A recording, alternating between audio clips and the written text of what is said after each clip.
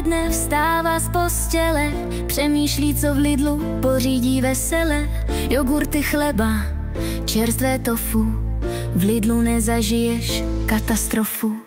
Zná tam regály jako své boty, pokladní nejsou žádní idioti.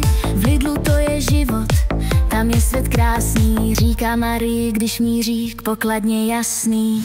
Každý den tam jezdí vždy s velkým plánem, ona je tam už opravdu velkým pánem. Marie miluje Lidl, to je fakt jistý, dětem tam jídlo vždy zajistí.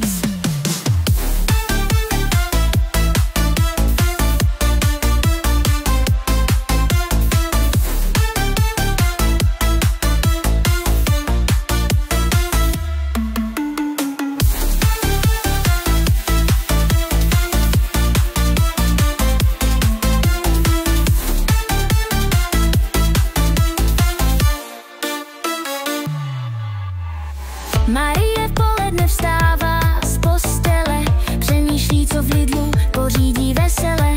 Jogurty, chleba, čerstvé tofu, v Lidlu nezažiješ katastrofu. Zná tam regály jako své boty, pokladní nejsou žádní idioti.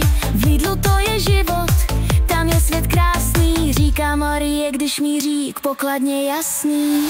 Každý den tam jezdí vždy s velkým plánem, ona je tam už opravdu velkým pánem. Marie miluje Lidl, to je fakt jistý, dětem tam jídlo vždy zajistí.